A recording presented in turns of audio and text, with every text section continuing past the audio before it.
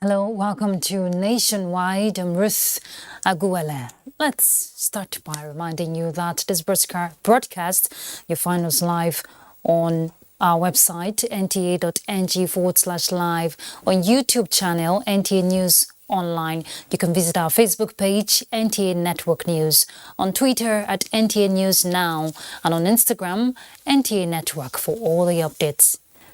The All Progressives Congress National Convention Media Subcommittee has held its inaugural session with optimism for hitch-free and transparent media coverage. Abubakar Akwanga reports. This is the inaugural sitting of the Media Subcommittee ahead of the APC National Convention, slated to hold on Saturday this week and comprises 34 members. Governor Abdullahi Sule of Nasarawa State is chairing the committee, while Information and Culture Minister Lai Mohammed is to serve as co-chairman. Senior Special Assistant to the President on Media and Publicity Garba Shehu is the chief scribe, with other top party chieftains to perform designated roles. The committee commends President Muhammadu Buhari and Governor Mimala Buni caretaker and extraordinary convention National Planning Committee for diligence and stability in the party. We are working together with the party leadership, also as a team. We are working with the presidency and most of the major stakeholders. We are all working now as a team. So part of the work of this committee is to continue to unite the party, because this is a party to beat. We are the ruling party. We are getting stronger by the day. And that is the whole idea about getting this committee. So we have no doubt that the mandate given to us, we shall be able to deliver. Would you say you are confident that after the convention, APC as a family will come out stronger? Without a doubt. Much stronger, much better, much bigger, and much more united, preparing for the next phase, which is the major one, which is the election of 2023. The committee reiterates commitment to work assiduously within its terms of reference in delivering its mandate in line with the forthcoming convention guidelines. In Abuja, Abubakar Akwanga, NTA News. Information and Culture Minister Lai Mohammed says Nigeria will partner with Living Foundation to host the 2022 World Culture Festival. The minister stated this at an event in Lagos to commemorate this year's International Day of Happiness. Let's hear from Anthony Forson. The World Culture Festival, which will mark the 40th anniversary of the Art and Living Foundation, a volunteer humanitarian and educational non-governmental organization, is a center that caters for the health, wellness, and alternative medicine through alternative and natural measures to ease stress and its associated challenges.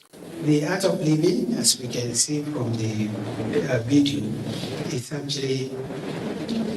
actually offers a stress elimination and self-development programs based on breathing techniques, meditation, and yoga.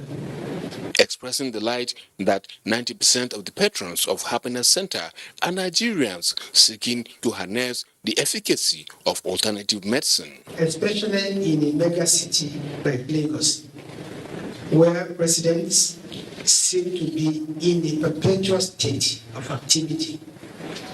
Like we've been told today, what causes stress is when you have too many things to do within a very short time.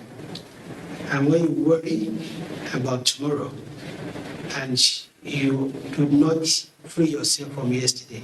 Managing Director of the Center, Ashke Kumar Jain, said the Art of Living Foundation was founded in 1981 by Gurudev Ravi Shankar, and it has presence in over 156 countries. Scientists say 80% of diseases that we are going through today are psychosomatic in nature.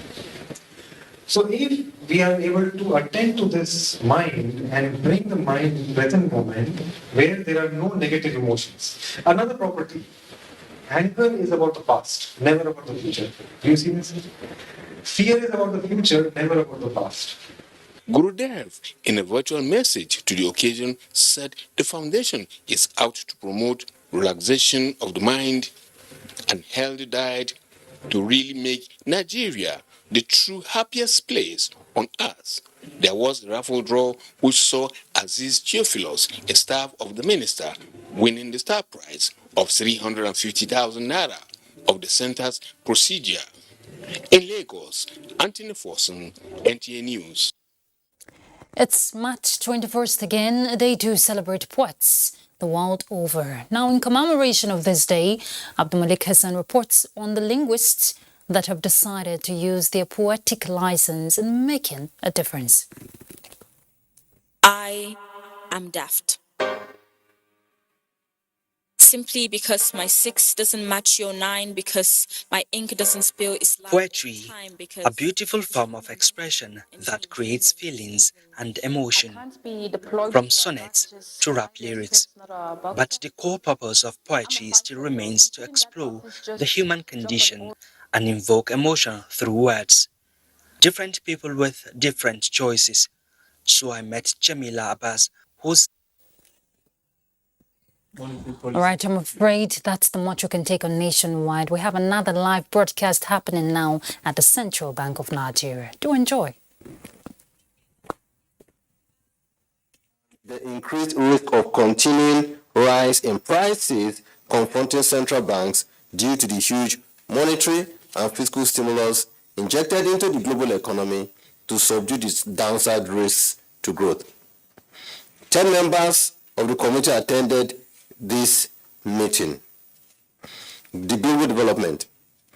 The committee noted with concern the recent heightening of uncertainties confronting the recovery of the global economy as the Russia-Ukraine conflict and numerous sanctions against Russia introduced a new dimension to risk to the tepid recovery of the global economy. It further took into cognizance the lingering headwinds associated with COVID-19 pandemic and global supply chain constraints, rising inflationary pressure, and more recently, the progression of interest rates hike by the US Fed and the Bank of England. Members noted that the ongoing war and the resultant sanctions against Russia will continue to have a considerable impact on the global economy, global supply chain, as both countries are major players in the global commodities market. With both countries significantly interconnected to the global financial markets, global capital flows are expected to experience some downturn exacerbated by the increasing sanctions on Russia. Consequently, the earlier projections by the International Monetary Fund for global output growth in 2022 and 2023 of 4.4 and 3.8% respectively are likely to be revised downwards due to the overarching downside risk identified on the horizon. Price developments across major advanced economies continue to trend down upwards and is expected to be accentuated in the short to medium term, reflecting the persistent supply bottlenecks, rising food and energy prices, and the ongoing war which heightened the observed trend. In the emerging market and developing economies, inflation remained high, with some economies recording inflation rates well above the average in the advanced economies. This was mostly due to a mix of downside risks from the COVID-19 pandemic, capital flow reversals, legacy structural challenges, supply-side bottlenecks, and exchange rate market pressures. In the global financial markets, investors maintained a substantial portion of their portfolios in gold and other precious metals as the uncertainty around market securities persists alongside the pandemic and the emergence of new risks following the imposition of sanctions on Russia. It is still unclear at the moment how the progression with monetary policy normalization by some key advanced economies will impact the recovery of the global economy, given the risks associated with this crisis. Investors are, however, adopting a cautious approach in view of the considerable impact of these developments on activities in the global markets. Global financial conditions are thus expected to tighten in the short term as the investment horizon gradually becomes clearer. This is expected to impact capital flows to emerging market economies as risk-averse portfolio investors adopt a wait-and-see approach. Consequently, the risks to the overall recovery of the global economy remain heightened and call for cautious policy maneuvering to avoid a sharp downturn such as experienced in 2020. Domestic developments. According to Nigerian Bureau of Statistics (NBS), real GDP grew by 3.98% year-on-year during the fourth quarter of 2021, compared with 4.03% during the third quarter of 2021 and 0.11% in the corresponding period of 2020.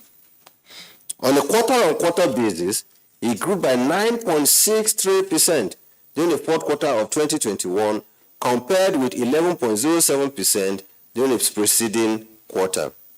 This indicates the fifth consecutive quarter of real output expansion following the exit from recession in 2020.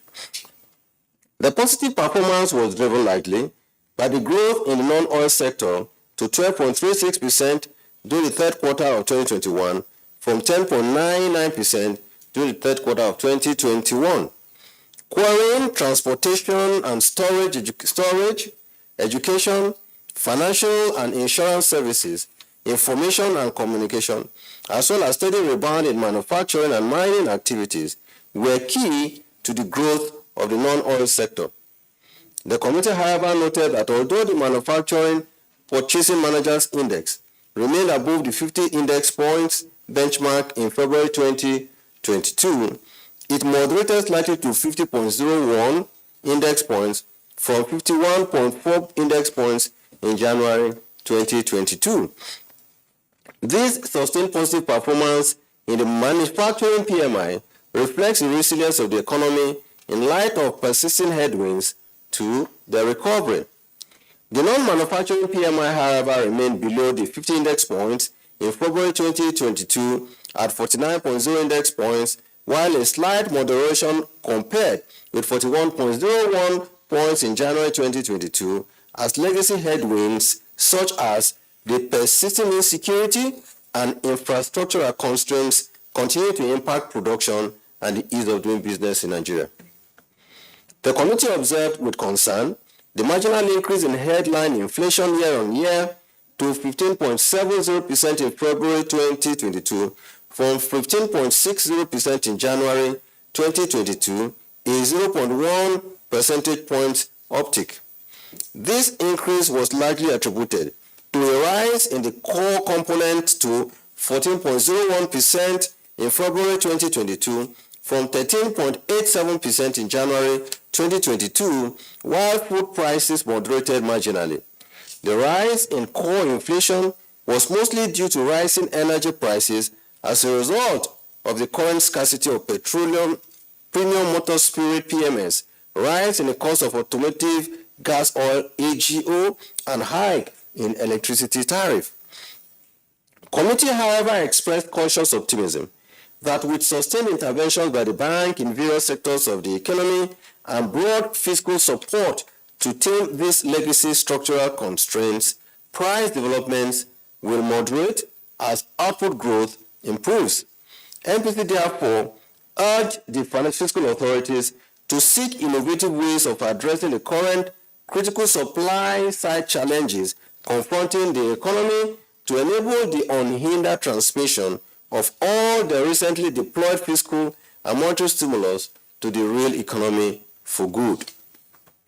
Members noted the growth rate of broad money supply M3 increased to 2.12% in February 2022 compared with 1.74% in January 2022. This was largely attributed to an increase in the growth rate of net domestic assets, the NDA, to 5.78% in February 2022 from 2.62% during the previous month. On the developments in the money markets, committee observed the movement in money market rates around their symmetric corridor, reflecting the prevailing liquidity conditions in the banking system. Accordingly, the monthly weighted average open buyback rate decreased to 5.81 and 9.3% in February 2022 from 6% and 16% in January 2022 respectively. The decrease in OBB and interbank core rates reflected the liquidity conditions in the banking system. MPC noted the sustained improvement in the equities market in the review period. The all-share index and market capitalization both increased significantly from 42,716.44 and 22.3 trillion naira on December 31, 2021 to 47,282.67 and 25.48 trillion naira on March 18, 2022, respectively. This prevailing positive performance was attributed to gradually improving macroeconomic fundamentals which support improved outcomes and returns on investment from companies quoted on the Nigerian Stock Exchange Limited. MPC also noted the continued resilience of the banking system, evidenced by the further moderation of the ratio of non-performing loans (NPL) to 4.84% in February 2022 from 4.9% in December 2021. The committee also noted that liquidity ratio remained above its prudential limit at 43.5% in February 2022, while capital adequacy ratio moderated slightly to 14.4% in February 2022 from 14.5% in December 2021. Overall, members expressed confidence in the bank's regulatory regime and commitments to maintaining stability in the banking system, urging the management to sustain its tight regulatory surveillance on the system. On the external reserve position, committee noted the decrease in the level of gross external reserves to $39.44 billion as at March 2017-2022 from $40.21 billion as at January 25, 2022, indicating a decrease of 1.95% over the review period. The moderate accretion to reserves reflects the duality of Nigeria's position as an oil exporter and importer of refined petroleum products. Committee reviewed the performance of the bank's various interventions to stimulate productivity in the manufacturing, industry, agriculture, energy, infrastructure, health, micro, small and medium enterprise sectors. Between January and February 2022, the bank disbursed 29.67 billion under the Anchor Borrowers Program for the procurement of inputs and cultivation of maize, rice, and wheat, three crops that hitherto were significant concerns of FX demand. These disbursements bring the total under the program to over 4.5 million smallholder farmers cultivating 21 commodities across the country, comes to a total of 975.61 billion naira. The Nigerian Commodity Exchange (NCX) has also been restructured to effectively aggregate excess output from the bank's Anchor Borrower Program finance projects with the objective of moderating food prices. The bank also released 19.1 billion to finance 5 large-scale agricultural projects under our Commercial Agricultural Credit Scheme (CACS), bringing the total disbursement under the scheme to 735.17 billion naira for 671 projects in agro-production and agro-processing projects. In addition to this, the bank disbursed the sum of 428.3 billion under the 1 trillion naira real sector support facility to 37 additional projects in the manufacturing, agriculture, and service sectors. The funds sourced from the real sector support facility, differentiated cash reserve requirement, were utilized for both greenfield and brownfield projects under the COVID-19 intervention for the manufacturing sector. Cumulative disbursements under the rail sector facility currently stands at 1.75 trillion naira, disbursed to 368 projects across the country. Whereas under the 100 for 100 policy on production and productivity, the bank has disbursed a total of 29.5 billion to 31 projects, comprising 16 in manufacturing, 13 in agriculture, and 2 in healthcare. As part of its efforts to support the resilience of the healthcare sector, the bank also disbursed 8.5 billion to 6 healthcare projects under the Healthcare Sector Intervention Facility, bringing the cumulative disbursements to this sector to 116.72 billion naira for 124 projects comprising 31 pharmaceuticals, 56 hospitals, and 37 other services. An additional tranche of 14.7 million was disbursed to 5 researchers under the Healthcare Sector Research and Development Intervention Scheme. To support households and businesses affected by COVID-19 pandemic, the bank disbursed 21.66 billion to 19,605 beneficiaries, comprising 12,044 households and 7,641 small businesses under the TCF within the period. Cumulative disbursement under the TCF currently stands at 390.45 billion to 797,351 beneficiaries, comprising 660,096 households and 137,255 small businesses. The bank disbursed 11.11 billion to power sector players under the Nigerian Bulk Electricity Trading Payment Assurance Facility, PAF, bringing the cumulative disbursement under this facility to 1.28 trillion naira. The sum of 12.64 billion was also released to DISCOs under the Nigerian Electricity Market Stabilization Facility, Phase 2, NEMS 2. Cumulative disbursement under NEMS 2 thus stands at 232.93 billion naira. Both interventions were designed to improve access to capital and ease the development of enabling infrastructure in the Nigerian electricity supply chain sector. Our outlook.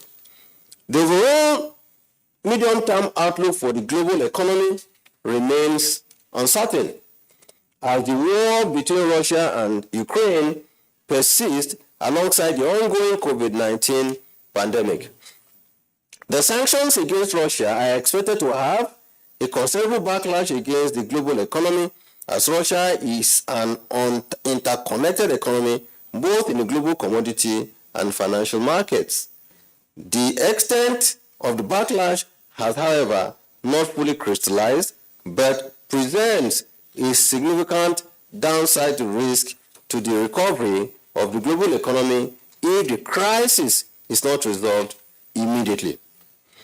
Additionally, COVID-19 pandemic remains a significant downside risk to global recovery as the virus continues to mutate into highly infectious strains.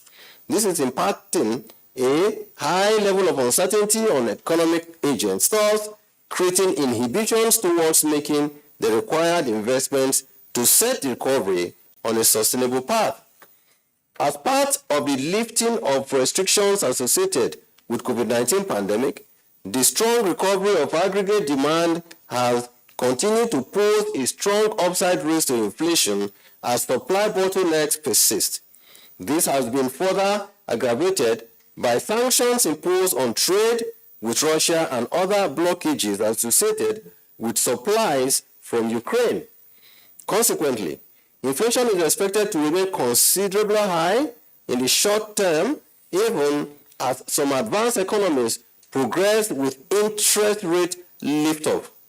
The rise in both corporate and public debt in the advanced economies and emerging market and developing economies is also a major threat to global financial stability, as the risk of sustainability is heightened in the currently tense global environment.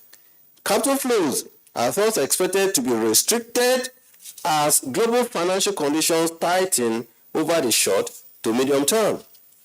In the domestic economy, available data on key macroeconomic indicators suggest the likelihood of subdued output growth for the Nigerian economy for most of 2022.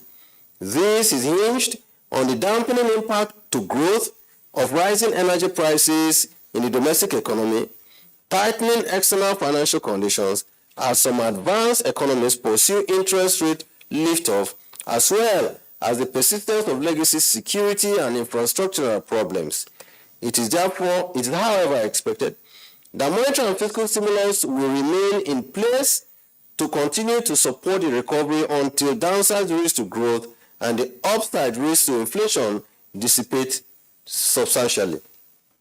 Accordingly, the Nigerian economy is forecast to grow in 2022 by 3.24% CBN estimate, 4.2% federal government estimate, and 2.7% IMF estimate. The committee's consideration. The Monetary Policy Committee noted with concern the impact which the global price increase in petroleum and other products is having practically on all economies. Committee further noted that this has resulted in imported inflation on the Nigerian economy and believes that specific actions need to be taken to ensure that this trend does not continue, given the adverse consequences an aggressive rising price level could have on cost of living and purchasing power of Nigerians. Before the Russian-Ukraine war, MPC was optimistic that the moderate decline in inflation was sustainable due to the positive impact of good harvest on price levels. The MPC worries today that whereas global prices have gone up, this has been compounded by shortage of supply of petroleum products.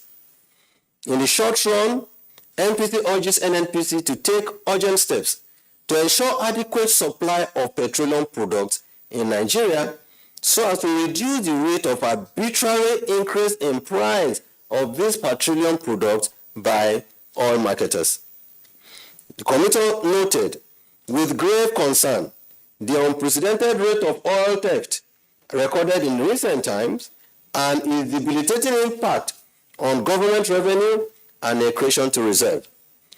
In the medium term, MPC is hopeful that the proposed takeoff of the Dangote refinery in the course of the year would help to improve the supply of petroleum products in Nigeria. MPC also note that the rising price of diesel is compounded by the problem of inadequate electricity supply in Nigeria, which has adversely impacted domestic prices. MPC advises the CBN management and the fiscal authorities to take specific and urgent action to avoid many power generating stations shut down for turnaround maintenance, resulting in the current unwarranted shutdown of our generating assets.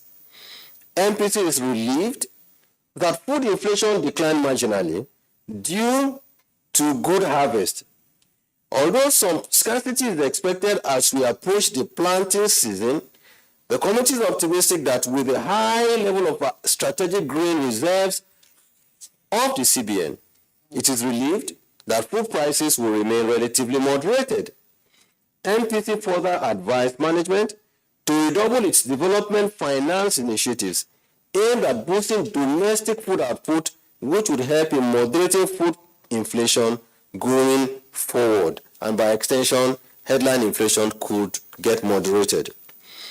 In its consideration as to whether to hold, tighten, or loosen, MPC remained concerned that the global situation on rising prices may continue in the near term, but may begin to moderate if deliberate and urgent actions are taken by both monetary and fiscal authorities to correct the rising inflation. On another hand, the committee was satisfied that the use of the bank's discretionary CRR policy should be deployed more aggressively to control the level of money supply in the economy. In addressing the issues whether to tighten in order to rein in the rising price level, MPC was of the view that given the fragile state of the current GDP growth and the potential external and domestic headwinds from Russia and Ukraine war, a contractionary policy stance will stifle the expected investment expansion needed to drive growth and absorb the shock in Nigeria. MPC also feels that not only will tightening reverse the steady improvement recorded in credit expansion, it is also of the view that tightening would not necessarily tame the inflation, particularly where the marginal decline is relatively not yet sustainable. In the case of whether to loosen, the committee feels that loosening will trigger further liquidity surfeit and fuel inflationary pressure as available funds outstrip the economy's absorptive capacity or domestic capacity utilization. MPC also feels that loosening will trigger FX demand pressure as the excess liquidity would exert demand pressure on the FX market and trigger a naira depreciation, which would also fuel inflation. Based on the foregoing, the committee decided to adopt a hold stance as it would indicate a precautionary and consistent policy stance with the prevailing economic conditions, particularly as further economic and financial shock are exerted from the ongoing Russian-Ukraine war. Committee's decision. While growth has continued to improve, members noted that inflation was confronted with upward pressure due to emerging risks within the domestic and external environment.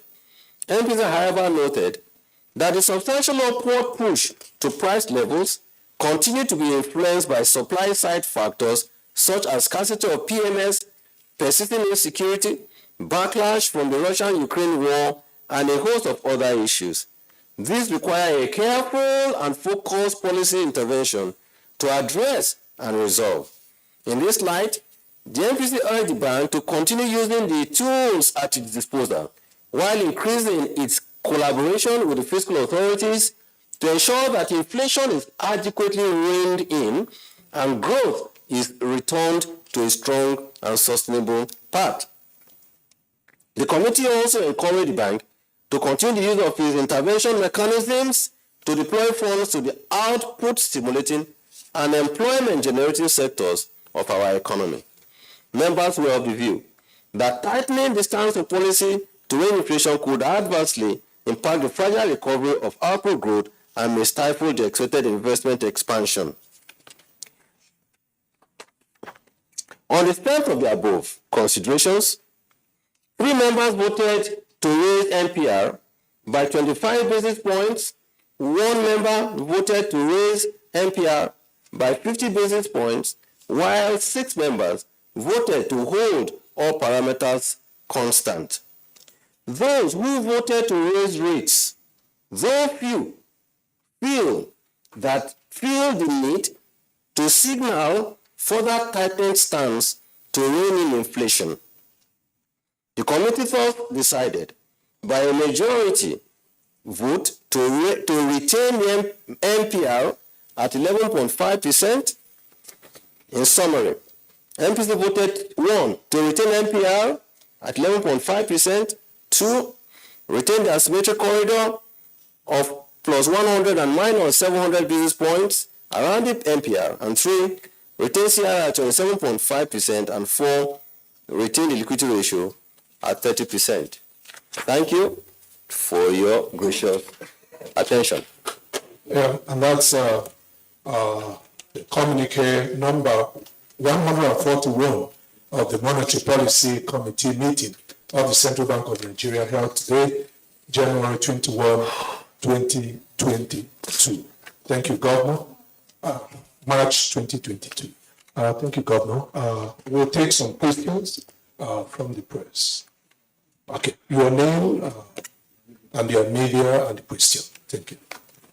Good afternoon, Mr. Governor and members of the MPC. My concern actually is still on the Russian-Ukrainian crisis. This has led to a bit of a spike in inflation across the globe. I want to know what MPC will do specifically to help Nigeria's situation, because petrol and diesel is rising, and it has a very, very significant effect on other parts of the economy. Thank you. What press do you represent? The Sun. Fun. Okay. Yes. Thank you very much, Mr. Governor and other members of the committee. My name is Sunday Michael Ogu, and I write for Daily Trust newspaper. I have two questions. In your address, you said the MPC recommended that the central bank the fiscal authority seek innovative ways of addressing the supply side challenges with fuel supply, which has exacerbated our inflation position. I was wondering if the committee has specific recommendations of what you think can be done to rein in what we currently experience. My second question has to do with the just concluded IMF Article 4 consultation report, which urged the central bank to scale back on its credit intervention as they are likely to cause market distortions in the long run. And listening to you today, we are hearing the MPC ask the development finance to redouble its intervention, and you said monetary and fiscal stimulus will continue to remain in place until downside risks go down. So what exactly are your response to the IMF? Thank you very much, Mr. Governor. I won't fight IMF, don't worry. I can't even fight them, yes. Good afternoon, Mr. Governor and other members of the MPC. I am Nancy Naji, the executive producer of Moneyline with Nancy on AIT. I have two questions. The first question is on Infraco. I remember I asked that question in November of 2021, and you gave a response. I would like to know the status of Infraco, the 15 trillion naira, and whatever the status on Infraco. The second question is the press release last week on bank neutral cash hubs. What does it mean, really? And what does the bank hope to achieve with that? Those are my two questions. Thank you. Good afternoon, Governor. My name is Leah Katumba Batunde, and I report for the Nigerian Television Authority. I have concerns arising from the power sector and, of course, the unavailable electricity that we've been battling in the country. You made mention of some monies running into trillions that has been injected by the central bank into that sector on various interventions. What can we possibly do to improve the level of power generation and distribution in the country since you've done this much? And also we hear that the president will be visiting Dangote petrochemical plant in Lagos tomorrow and then inaugurate maize pyramids in Kaduna on Thursday. So what role is the CBN playing in all this? Thank you. Okay, Governor, I have two questions from Lagos. One is from Collins of the Nation newspapers. Governor, sir, what is the status of the Naira for dollar scheme of the bank? And how is the 100 for 100 policy on production and productivity coming up? And I think the final one is from Babajide Komolafe from the Vanguard newspapers. In your briefing at the last MPC meeting in January 2022, you expressed optimism that with the bank sustaining its intervention programs through the year, food inflation is expected to trend downwards in 2022. With insecurity still a challenge, is this CBN optimistic that the prices of food will trend downwards in 2022? Thank you, Governor.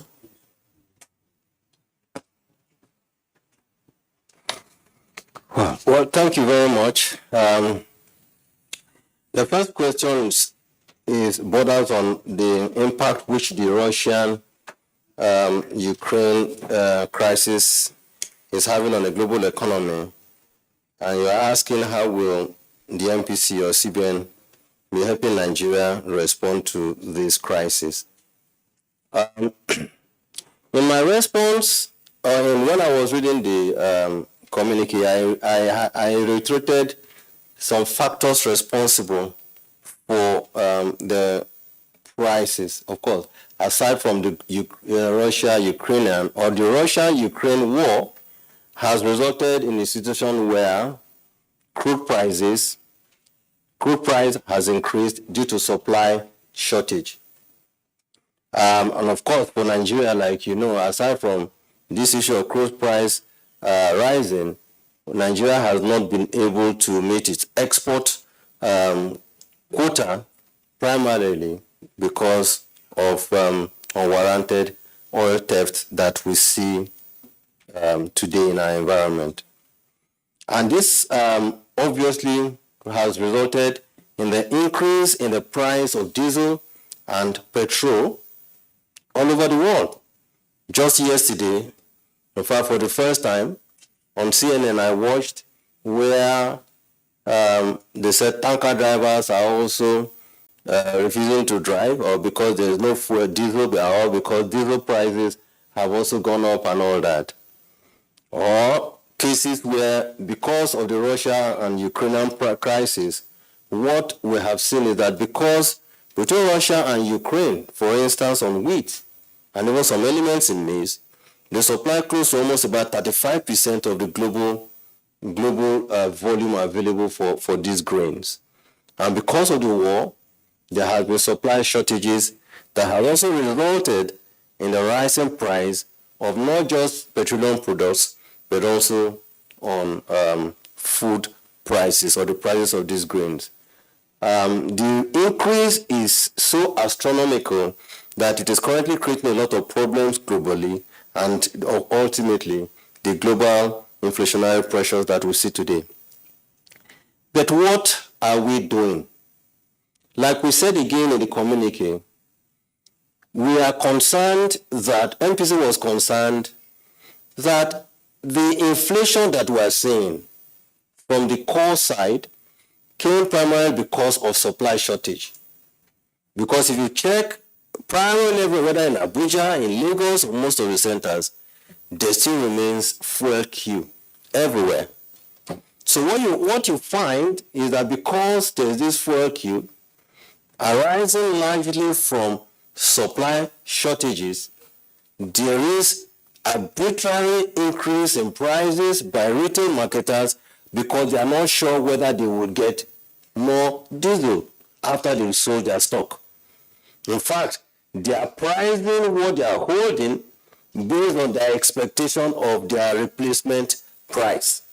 So I don't know, somebody was saying yesterday when I was at a session that even the price of diesel had risen to almost about 700 or even 800 naira per liter. So what are we therefore saying? We will try as much as possible, and we were told at this meeting today by the representative of finance, the PAMSEC finance, that the Minister of Finance and then NPC are holding engagements to see to what can be done to make sure that adequate funding is provided so that petroleum products is made available, so that they can be imported and then all our filling stations can have these products. We are also saying we'll be engaging in NPC as well. If there's any kind of intervention that we can provide to help it, make it easy for them to bring in these products so that this shortage can stop, then we will see that when supply increases and people are relatively confident that when they sell whatever they are holding in petrol or diesel stock, that they can easily go and replace them, then the arbitrary price increases will reduce. When arbitrary price reduces, of course, we can begin to see that there will be gradual moderation in the price of this product, which would ultimately result in the moderation in the prices of other products whose prices would have gone up as a result of the arbitrary increase in the price of these items. This is simply how we think we can work with the CBN. Secondly, MPC also noted that because of the turnaround maintenance of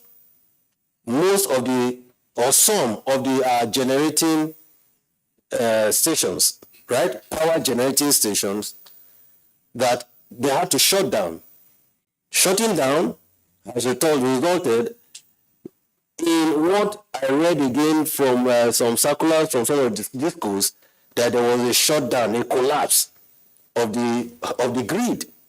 Whereas that was the case, but it's just shortage because all the generating companies they're shut down, and because they're shut down, there is blackout, and when there's blackout, what you find is a lot of people go to buy diesel, and also the demand pressure puts pressure on prices, and then this is like a continuum. So what we are trying to say here is that the CBN has always been there to support the power sector.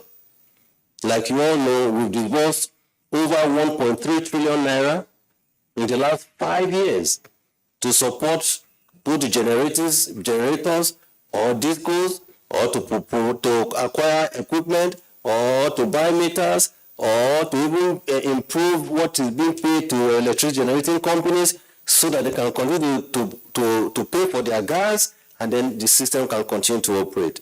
We will be engaging also with the Prime Minister and NBET and NEC to see whatever we can do to support them. And of course, we will also, thirdly, to ensure that we are able to continue to moderate food prices, because what we find is that there are some external exogenous factors that are outside our control are coming from the impact of the Russia-Ukraine crisis. But if, for instance, that has resulted in pressure on core side of the inflation, so what we're saying is that on food, where we're seeing some moderation, that our Development Finance Department should see what can be done to continue to aggressively make sure that we improve on our Anchor Grower program, improve on other all other programs that we have that is meant to boost agricultural output. If agricultural output in our various products are improved, what you will find is that we will see a further moderation in food inflation, which may help to dampen the effect of the rise in core, thereby moderating effectively at the headline inflation. So those are some of the things we'll be doing, and I believe that if these actions are taken, we are reasonably positive that inflation will come down. So that's the reason we said we must take deliberate and specific and urgent action to address the factors that were responsible or that have been responsible for the uptick in inflation and prices. And I will believe that if addressed, we will be able to see a solution to the rising prices in the country. So the second question is related to the first one, what I do with NNPC and also prices. So I'll go further to the third one. The third one queried us that IMF Article 4 report advised that the CBN needs to scale down. And the truth is that International Monetary Fund, I have to admit, has been a great supporter as well as advisor to the Central Bank of Nigeria and to Nigeria, because it's important that we underscore the support that we have always received from the IMF. And I will highlight two. In 2020, as a result of COVID, the IMF opened its vaults to all countries, particularly emerging markets, for us to draw on the RFI facility loan. Nigeria got the highest in Africa of almost $3.4 billion. It has helped us, aided us in resolving some of our problems, particularly in the period of COVID. In 2021, again, when they also saw, is it the second or third wave, IMF came up again and said, look, they were going to increase the special drawing rights, the SDR, and we also benefited to the tune of even above $3 billion. So have they been very helpful? I'd like to underscore it, that they have been extremely helpful to the countries that are working with them. I guess when you appreciate somebody for a good job, hopefully they will do more, even in 2022 and 2023, because no doubt I have read that even central bankers are already talking that, look, this Russia-Ukraine prices, how it is affecting them, and how they will need some kind of support and bridging support to be able to overcome some of the challenges. However, in terms of advice, I think it's important that we reiterate the fact that the Central Bank of Nigeria remains a development finance-oriented central bank. And it is normal, it is very, very normal for an emerging market or developing economy to deploy development finance tools through interventions to support the growth of the economy. Let's not forget, about 2 years ago, monetary policy said that our new thrust will be price and monetary stability that is conducive to growth. If we are to adopt price and monetary stability that is conducive to growth, in an environment where there is a tight fiscal space, where revenue shortfalls abound, and even government has to borrow, then I think it is just reasonable that central banks should step in to support the fiscal, to fill that space, not through grants, but through loans to our smallholder farmers, through loans to our small and medium enterprise businesses, through loans to our households, through loans to wake up our manufacturing industries that are dead. And I can say that in the last 2.5 years, we've done certainly more than 3 trillion naira. Whether we like it or not, and IMF themselves agree that, for instance, the amount over 300 billion that we've disbursed to almost 1 million households helped to catalyze consumption expenditure that has helped Nigeria to turn positive in its GDP, even though GDP is still fragile and we still face vulnerabilities. IMF knows that even our intervention to the manufacturing sector is helping, and we have facts to show so.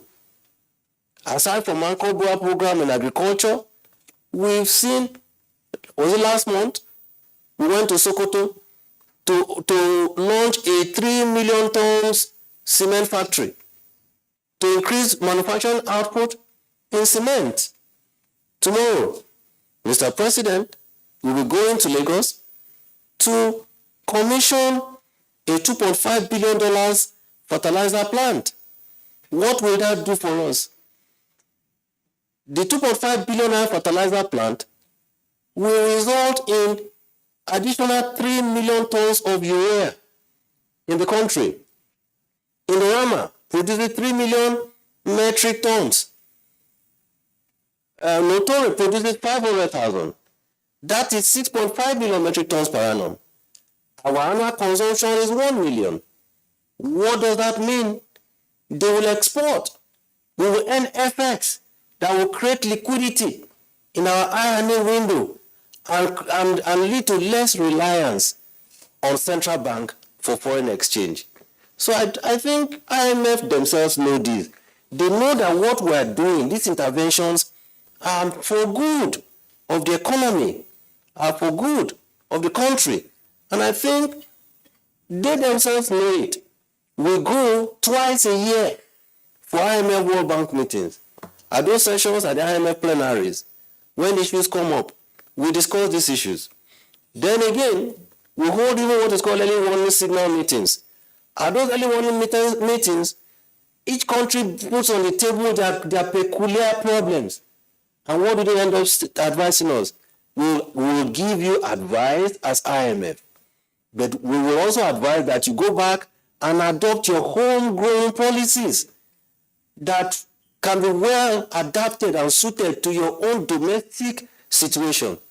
That is what we are doing. So I think, yes, if IMF says we will, it's an advice which we will take, but at this time, we are in a development finance mode where we must grow our economy, while at the same time, we're doing everything possible to make sure that our mandate of price and monetary stability still remains sacrosanct.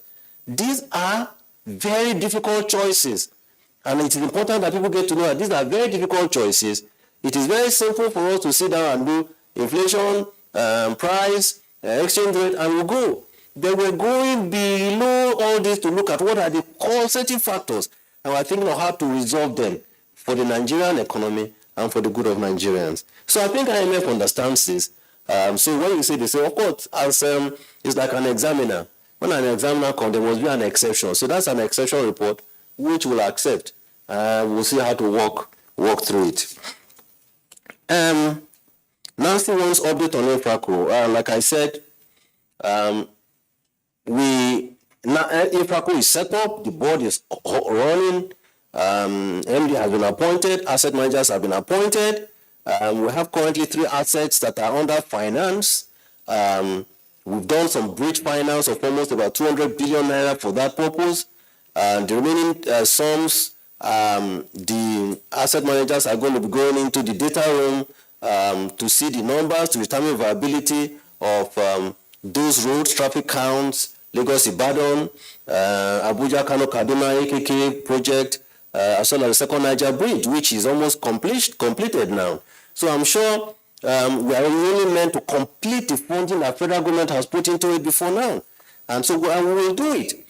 And the PAMSET Finance, who also is assisting, at least in terms of collaboration between monetary and fiscal, also assured that there are pipelines of infrastructure projects that will be looked at. But of course, Infraco being an institution that looks at the commercial viability, we look at each of those projects, determine their commercial viability, determine particularly how will revenue be raised, realized, how will revenue be realized to fund those to repay the loans, and from there they will be done. So I believe we're on a fast mode, but 2022 will be a very, very aggressive year in the tenure of Infraco. That will be the update. The first question is about the neutral cash hubs. That is true. We received a couple of inquiries about it, and I think I got one of my colleagues to write something. So at least if I don't know it, let me read what my colleague wrote. My colleague said the neutral cash hub were part of the bank's retail cash strategy to encourage processing of bank cash that be done by registered operators rather than bringing fit and unfit notes to the CBN. The idea is to allow cash processing companies collect wholesale cash from market women on behalf of banks and credit the customer direct. This will do away with the intermediate step of customers going to banks and then banks processing going to processing company.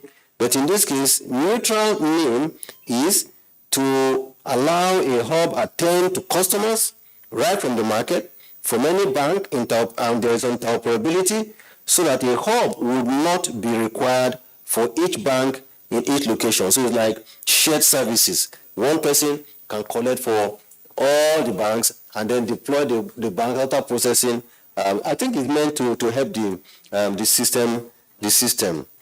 The next question by the NTA talks about power shortage, and I think I've addressed the issue of power shortage, what we're doing, what gave rise to this, and I believe in the coming days we will see an improvement in power in the country. I think that's just one promise I'd like to make. The second question talks about that the president is going to Lagos for Dangote Petrochemical. What role is CBN playing in all this? I've talked about it. We provide intervention fund.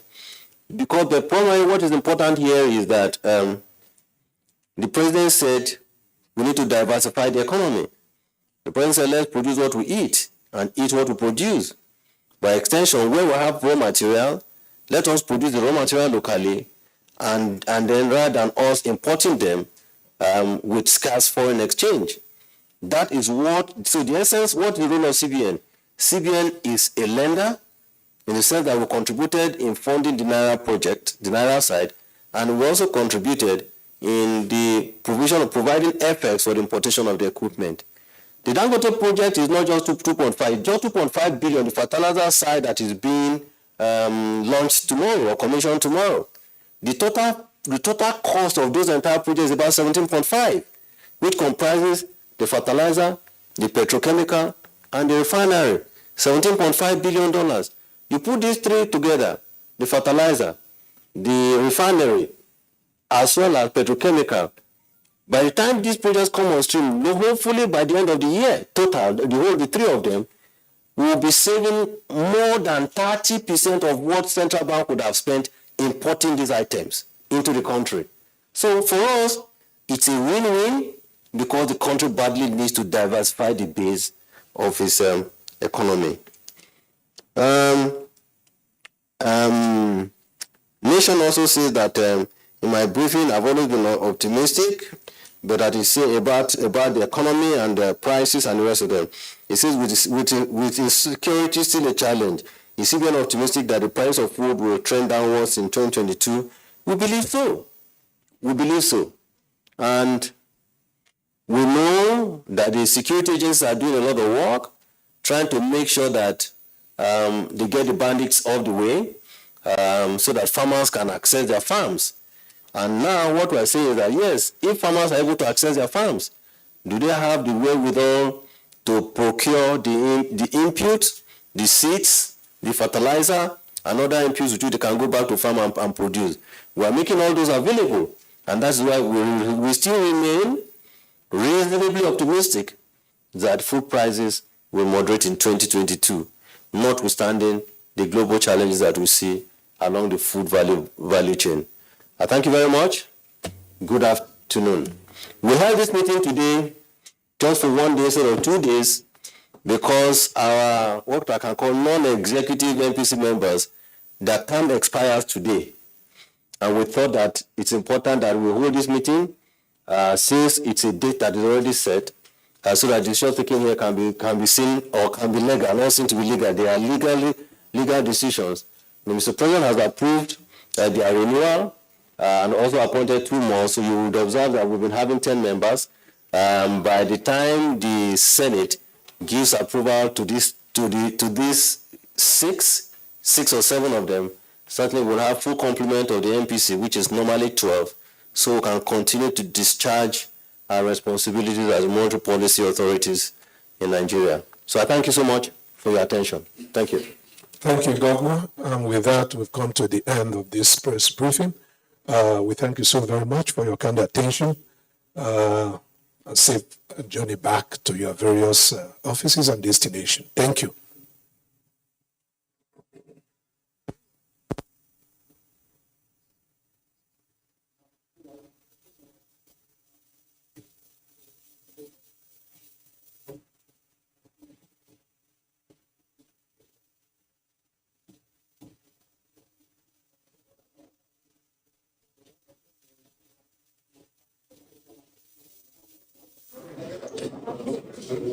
Hallelujah.